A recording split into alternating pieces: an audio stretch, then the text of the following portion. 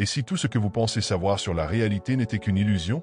Et si vos émotions, ces moments intenses de joie, de douleur, d'amour ou de peur n'étaient pas entièrement les vôtres, mais plutôt quelque chose que l'on extrait, que l'on cultive dans un but que vous n'auriez jamais pu imaginer? Pendant des siècles, on nous a fait croire que nous contrôlons nos vies, que nous sommes maîtres de notre existence et que nous dominons la chaîne alimentaire. Mais si tout cela n'était qu'un immense mensonge? Et si, au lieu d'être les prédateurs, nous étions les proies? Aujourd'hui, nous allons plonger dans une connaissance si troublante, si dérangeante, que peu osent y faire face. Nous allons révéler un secret ancien sur la véritable origine et le véritable but de l'humanité. Mais attention, une fois que vous aurez découvert la vérité, il n'y aura plus de retour en arrière. Êtes-vous prêt à affronter cela? Abonnez-vous à la chaîne et activez les notifications, car ce voyage va bouleverser tout ce que vous pensez savoir sur la réalité. Maintenant, préparez-vous. La première grande vérité que vous devez comprendre, c'est ce que signifie réellement la conscience. Depuis notre naissance, nous avons été conditionnés à croire que nos émotions sont notre bien le plus précieux. L'amour qui nous remplit, la douleur qui nous consume, la joie qui nous élève ou encore la peur qui nous paralyse. Tout cela semble venir de nous, comme une expression naturelle et unique. Mais, et si je vous disais que ces émotions ne vous appartiennent pas entièrement? Chaque larme, chaque soupir de soulagement ou cri d'angoisse pourrait être extrait de vous, utilisé comme une forme d'énergie. Oui, c'est une vérité que peu osent affronter. Mais aujourd'hui, nous allons lever le voile sur ce mystère. Êtes-vous prêt à découvrir ce que cela signifie réellement? Imaginez un instant que nous sommes comme des générateurs vivants, produisant constamment une énergie invisible mais incroyablement précieuse. Chaque fois que nous tombons amoureux, chaque fois que nous ressentons de la peur ou de la colère, cette énergie est libérée. Mais le plus troublant, c'est que cette énergie ne se dissipe pas simplement dans l'air. Non, elle est collectée et utilisée par des forces qui opèrent au-delà de notre perception. Vous êtes-vous déjà demandé pourquoi nous sommes constamment bombardés de drames, de chaos et de souffrances? Des informations télévisées aux réseaux sociaux, tout semble conçu pour maintenir nos émotions en perpétuelle agitation. Mais pourquoi? La réponse à cette question nous conduit à un concept interdit, un sujet que peu osent aborder. Il existe un système invisible, une véritable ferme d'émotions, où nous, humains, sommes les producteurs. La vérité est que nos émotions possèdent un pouvoir bien plus grand que ce que nous imaginons, et cette découverte nous mène à un mystère encore plus profond. Qu'est-ce que le louche et qui s'en nourrit? Le louche est une énergie méconnue, une force vitale produite par les états émotionnels les plus intenses des êtres humains. Les anciens en avaient des soupçons, mais ce n'est qu'avec les travaux de Robert Monroe que ce phénomène a été exploré de manière plus approfondie. Il a nommé cette énergie louche un carburant invisible qui imprègne notre réalité, générée par nos émotions les plus profondes. Mais voici le détail le plus inquiétant, le louche n'est pas une énergie comme les autres. Il est extrait de nous, comme si nous étions une source inépuisable, et utilisé par quelque chose de bien plus grand que ce que nous pouvons concevoir. Selon Monroe, des entités supérieures, des êtres qui existent au-delà de notre perception, se nourrissent de cette énergie. Il ne s'agit pas d'un prélèvement physique, mais d'une extraction émotionnelle, un processus où la peur, la douleur, l'extase et même l'amour sont transformés en une ressource collectée et utilisée à des fins qui nous échappent. Avez-vous déjà remarqué à quel point l'humanité semble piégée dans des cycles interminables de souffrance et d'euphorie? Un monde où les guerres, les tragédies et les crises émotionnelles ne cessent jamais? Et si tout cela n'était pas accidentel? Et s'il existait un système orchestré pour s'assurer que nos émotions soient toujours produites en masse? Maintenant, réfléchissez. Ces moments les plus intenses de votre vie, les douleurs les plus profondes et les joies les plus bouleversantes, étaient-ils vraiment le fruit du hasard? Ou vivons-nous dans une gigantesque ferme énergétique où notre seule fonction est de générer du louche? Si c'est le cas, qui sont les véritables propriétaires de cette ferme et quel est leur véritable objectif? Préparez-vous, car cette vérité nous mène à une révélation encore plus sombre. Sommes-nous réellement libres ou seulement du bétail cosmique? Et si je vous disais que nous ne sommes pas les maîtres de nous-mêmes, que notre existence, de la naissance à la mort, pourrait être manipulée avec soin? Pendant des millénaires, l'humanité s'est vue comme le sommet de la création, les dominants de la Terre. Mais cela pourrait bien être la plus grande illusion jamais créée. Et si nous n'étions que des ressources dans une ferme invisible, où notre souffrance et notre joie servent à nourrir des forces que nous ne pouvons même pas percevoir? En observant attentivement, on peut discerner un schéma. Le monde est toujours en conflit, des guerres interminables, des crises émotionnelles, des tragédies et des divisions sociales perpétuelles. Pourtant, nous vivons sur une planète regorgeant d'abondance, avec des technologies capables de résoudre des problèmes fondamentaux comme la faim et la pauvreté. Alors, Pourquoi ces problèmes persistent-ils? Et plus important encore, pourquoi sont-ils constamment entretenus? La réponse pourrait se trouver dans le concept même de louche. Imaginez que la souffrance collective soit un processus délibérément cultivé, un système conçu pour maintenir les êtres humains dans un état d'instabilité émotionnelle afin d'assurer que l'extraction d'énergie ne s'arrête jamais. Si cette hypothèse est vraie, alors nous devons affronter une vérité troublante. Nous ne sommes que des rouages dans un mécanisme que nous ne contrôlons pas. Chaque moment de panique provoqué par une nouvelle terrifiante, chaque vague de peur alimentée par des guerres ou des maladies, chaque poussée de haine qui divise les sociétés pourrait ne pas être un simple hasard. Cela pourrait être une partie d'un mécanisme, une pièce d'un système ancien conçu pour nous maintenir dans une production constante d'énergie émotionnelle. Mais si ce système existe, qui l'a créé? Et quel est son véritable but? La réponse nous conduit directement à ceux qui tirent les ficelles dans l'ombre, les entités qui se nourrissent de nos émotions. Tout au long de l'histoire, les civilisations anciennes ont évoqué des êtres qui existent au-delà de notre monde, dieux, anges, démons, des entités censées nous observer, nous guider ou même nous tester. Mais, et si ces récits n'étaient pas de simples métaphores? Et si ces êtres ne faisaient pas que nous influencer, mais se nourrissaient aussi de nos émotions? Robert Monroe a découvert que, tout comme nous dépendons de la nourriture physique pour survivre, certaines entités dépendent de l'énergie émotionnelle pour exister. Mais voici l'aspect le plus troublant, cette relation pourrait ne pas être un hasard, mais un système orchestré depuis les débuts de l'humanité. Réfléchissez à ce qui se passe dans les moments de grande douleur, de peur intense ou d'extase profonde. Ce sont ces instants où nous ressentons une énergie puissante en nous, comme si quelque chose était drainé. Cette énergie, appelée louche, ne se dissipe pas simplement, elle est collectée et absorbée par des forces invisibles opérant à un niveau que la plupart d'entre nous ne perçoivent même pas. Ne vous méprenez pas, ces entités ne sont pas forcément bonnes ou mauvaises. Certaines pourraient nous influencer subtilement, nous maintenant enfermés dans des cycles de souffrance, tandis que d'autres se contenteraient d'observer, de patienter. Mais une chose est certaine, tous les grands événements qui suscitent des émotions collectives intenses semblent suivre un schéma. Maintenant, arrêtez-vous un instant et réfléchissez. Combien de fois avez-vous eu l'impression que votre vie était une montagne russe émotionnelle incontrôlable? Et si ces hauts et ces bas étaient manipulés? Pas pour votre évolution, mais pour garantir un flux constant d'énergie à ces entités. Ce que Monroe a découvert change tout ce que nous pensions savoir sur notre libre arbitre. Mais la question la plus troublante demeure, s'ils ont besoin de notre louche pour exister, sommes-nous simplement une source d'alimentation, ou existe-t-il un moyen de nous libérer de ce système? Pour comprendre cela, il est nécessaire de regarder vers le passé et de constater comment l'humanité a toujours offert ses émotions en sacrifice, souvent sans même s'en rendre compte. Depuis les débuts de l'histoire, les religions et les mythologies ont toujours suivi une structure similaire, des êtres supérieurs exigeant adoration, sacrifice et soumission totale. Les dieux de l'Antiquité demandaient des offrandes, des rituels sanglants et une dévotion absolue, tandis que les systèmes religieux modernes encouragent des émotions telles que la culpabilité, la peur, l'adoration et l'extase. Mais, et si tout cela n'était pas purement symbolique? Et si les grandes entités vénérées au fil des âges ne se contentaient pas de recevoir notre foi, mais absorbaient également notre énergie? Cette hypothèse jette une nouvelle lumière sur les anciens rituels et nous pousse à poser une question cruciale. L'humanité a-t-elle toujours été conditionnée à produire du louche pour ses forces? Dans la Grèce antique, les dieux de l'Olympe exigeaient un respect et des offrandes constantes, et en échange, ils manipulaient les événements humains selon leur propre volonté. En Égypte, les pharaons faisaient ériger des temples et organisaient des rituels quotidiens pour apaiser les dieux et maintenir l'ordre cosmique. Dans les civilisations précolombiennes comme celle des Aztèques, des sacrifices humains étaient réalisés à grande échelle, car on croyait que le sang et la peur renforçaient les dieux. Quel est le point commun entre tous ces exemples? La nécessité de générer des émotions intenses.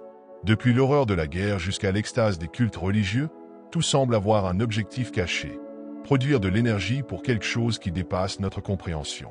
Même dans les religions contemporaines, l'énergie émotionnelle des fidèles continue d'être sollicitée, des prières faites dans un profond désespoir, des célébrations induisant des états de transe, des rituels de repentir et de rédemption. Pourquoi l'humanité a-t-elle toujours ressenti ce besoin de canaliser ses émotions les plus fortes vers une force invisible? Sommes-nous conditionnés, depuis les temps les plus reculés, à offrir notre louche volontairement? Et, plus important encore, si ces pratiques ont été développées dès les premières civilisations, dans quel but ultime? Alors, qui ou quoi reçoit réellement cette énergie? Pour comprendre cela, il faut aller encore plus loin et examiner comment les grands événements historiques pourraient également avoir été orchestrés pour canaliser notre énergie à une échelle mondiale. Tout au long de l'histoire, L'humanité a traversé d'innombrables tragédies, guerres dévastatrices, révolutions sanglantes, catastrophes qui ont marqué des générations. Mais réfléchissez un instant, pourquoi le monde n'est-il jamais en paix? Chaque fois qu'un conflit se termine, un autre commence. Chaque fois qu'une crise s'apaise, une nouvelle surgit. Est-ce simplement le cours naturel de l'histoire, ou existe-t-il quelque chose de plus grand derrière cette répétition incessante? Si nous observons attentivement, nous remarquons que chaque grand événement génère un immense niveau de louche, une énergie émotionnelle intense, remplie de peur, de souffrance et de désespoir. Exactement ce dont certaines forces invisibles semblent avoir besoin pour se nourrir. Guerre mondiale, attentats, catastrophes naturelles retransmises à la télévision. L'impact de ces événements n'est pas seulement politique ou économique, mais aussi énergétique. Lorsque toute une nation entre en panique, lorsque des millions de personnes pleurent en même temps une tragédie, lorsque la peur et la haine sont propagées par les médias. Où va toute cette énergie? Robert Monroe théorisait que ces événements n'étaient pas uniquement motivés par des questions de pouvoir ou de territoire, mais également par la collecte d'émotions à grande échelle. Le chaos pourrait ne pas être un accident, mais un mécanisme. Et si certains événements historiques avaient été orchestrés pour générer un niveau extrême de louche, pensez aux moments qui ont paralysé le monde, des attentats qui ont plongé des nations entières dans la terreur, des révolutions qui ont fracturé les sociétés, des tragédies qui ont fait pleurer des millions de personnes à l'unisson. Ces moments étaient-ils vraiment le fruit du hasard, ou des forces cachées manipulent-elles l'échiquier, s'assurant que l'humanité reste piégée dans ce cycle sans fin? Si cela est vrai, alors la question qui se pose est, qui contrôle réellement cette réalité? Et, plus important encore, comment pouvons-nous briser ce système et récupérer notre énergie? La réponse pourrait se cacher dans quelque chose qui nous a toujours fascinés, mais que nous n'avons jamais réellement compris. Les histoires de vampires et d'entités qui se nourrissent d'énergie. Humain, regarde autour de toi. As-tu déjà remarqué que nous sommes piégés dans un cycle interminable de peur, de haine, d'euphorie et de frustration? Les réseaux sociaux montent les gens les uns contre les autres, créant des divisions de plus en plus profondes. Les médias nous bombardent de nouvelles sur des crises, des guerres, des catastrophes et une insécurité omniprésente. Les films, séries et chansons exploitent nos peurs et nos rêves, manipulant nos émotions à chaque scène, à chaque refrain. Mais pourquoi? Pourquoi sommes-nous maintenus dans cet état constant d'agitation émotionnelle? Est-ce simplement une coïncidence, ou y a-t-il quelque chose de plus grand derrière cette stratégie?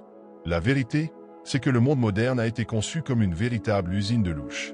Chaque scandale politique qui provoque de la colère, chaque tragédie mondiale qui sème la panique, chaque campagne publicitaire qui te fait te sentir insuffisant, tout cela contribue à extraire ton énergie émotionnelle, encore et encore. Et plus tes émotions sont intenses, plus le louche que tu produis est précieux. As-tu remarqué comment les mêmes tactiques de manipulation sont utilisées à l'échelle mondiale? D'abord, on te fait peur, ensuite on t'énerve, et enfin on te laisse dans l'attente anxieuse d'une solution qui ne vient jamais. Tout cela pour maintenir ton état émotionnel à un niveau élevé, générant encore plus d'énergie pour alimenter le système. Mais il y a un détail que peu de gens remarquent, cette manipulation des émotions ne se limite pas aux grands événements mondiaux. Elle se joue aussi à un niveau individuel. Les réseaux sociaux sont conçus pour créer une dépendance émotionnelle, te poussant à chercher constamment de la validation. Le divertissement t'enferme dans des histoires de douleur et de dépassement de soi, te faisant ressentir exactement ce qu'ils veulent que tu ressentes. Nous sommes constamment incités à ressentir quelque chose, mais on nous enseigne rarement comment contrôler ce que nous ressentons. Et c'est là la clé, si tu ne contrôles pas tes émotions, quelqu'un d'autre le fait à ta place. Mais la vraie question est la suivante. S'il existe un système qui exploite notre énergie émotionnelle, existe-t-il une manière de s'en libérer? La réponse pourrait résider dans ce que nous appelons l'éveil de la conscience. Si tout ce qui a été dit jusqu'à maintenant est vrai, alors il existe une issue. Mais elle ne réside pas dans des révoltes externes ou dans une tentative de détruire le système qui nous manipule. La véritable libération commence à l'intérieur de toi. Le premier pas pour échapper à cette récolte énergétique est de comprendre que ton énergie émotionnelle t'appartient et que personne ne peut te la prendre sans ton consentement. Mais voici le problème, la plupart des gens n'ont aucun contrôle sur leurs émotions. Ils réagissent impulsivement, guidés par la peur, la colère ou la tristesse, sans se rendre compte que chaque réaction est une offre d'énergie. Mais, et si, au lieu de laisser cette énergie être récoltée, tu pouvais apprendre à l'utiliser pour ta propre croissance? La clé réside dans la maîtrise émotionnelle. Cela signifie observer tes émotions sans te laisser contrôler par elles. Cela signifie reconnaître les moments où tu es manipulé, lorsqu'une nouvelle te fait ressentir de la peur, lorsqu'une discussion t'emprisonne dans la haine, ou lorsqu'une tragédie t'entraîne dans le désespoir. Au lieu de réagir automatiquement, tu choisis comment te sentir. Et ce simple changement d'attitude brise le cycle de l'extraction énergétique. Tu cesses de nourrir le système et commences à utiliser ton énergie pour ta propre évolution. Ton énergie t'appartient, et si tu la réclames, le système perd son emprise sur toi. Maintenant, imagine un monde où des millions de personnes prendraient cette décision. Que se passerait-il si un nombre suffisant d'êtres humains choisissait de ne plus suivre les règles de ce jeu? Si, au lieu de réagir avec peur, ils commençaient à vibrer à la fréquence de l'amour? Si, au lieu de se laisser emporter par la haine, ils choisissaient la compassion? Le système s'effondrerait, car le louche cesserait d'être produit à grande échelle. Et sans énergie à récolter, ceux ou ce qui en dépend entreraient en collapse. Mais la vraie question est, sommes-nous prêts pour ce niveau de liberté?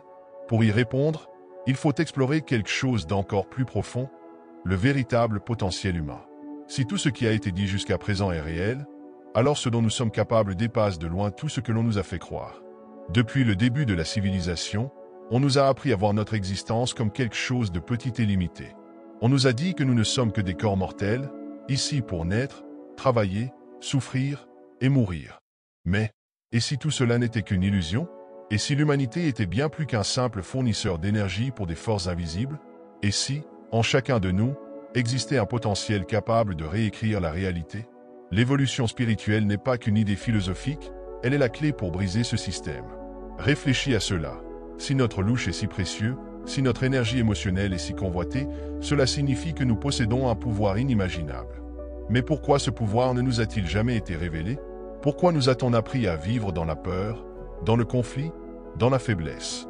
Parce qu'une humanité éveillée est une humanité libre. Une humanité qui comprend son énergie, qui maîtrise ses émotions et qui se connecte à sa véritable essence ne peut plus être manipulée. Imagine un monde où les gens ne se contentent pas de se réveiller à cette vérité, mais commencent à l'utiliser pour créer leur propre réalité. Et si nous n'avions plus besoin de jouer au jeu qui nous a été imposé?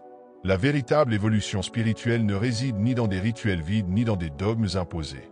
Elle consiste à reprendre le contrôle de notre propre énergie et de notre propre conscience. Elle consiste à apprendre à vibrer à une fréquence élevée, à utiliser notre énergie de manière consciente et à abandonner définitivement les cycles de souffrance qui nous ont été imposés. Que se passerait-il si toute l'humanité décidait de suivre ce chemin? À quoi ressemblerait un monde où les émotions ne seraient plus manipulées, mais utilisées pour étendre notre potentiel? C'est la question ultime. Et la réponse pourrait être la clé de la véritable révolution humaine. Mais avant d'y arriver, nous devons franchir la dernière étape. Que devons-nous faire pour récupérer notre souveraineté sur notre énergie? Alors, dis-moi, crois-tu vraiment que tes émotions t'appartiennent? Ou bien penses-tu qu'il existe quelque chose ou quelqu'un qui influence ce que tu ressens sans que tu t'en rendes compte? Je veux connaître ton avis dans les commentaires. Si cette vidéo a résonné en toi, partage-la avec d'autres personnes. Plus il y aura de gens conscients de cette vérité, plus vite ils pourront s'éveiller à ce système caché. Et avant de partir, un autre contenu puissant t'attend sur l'écran de fin. Il t'aidera à accélérer ton évolution spirituelle et te donnera encore plus de pièces pour compléter ce puzzle. Clique maintenant et continue ce voyage. Je te retrouve là-bas.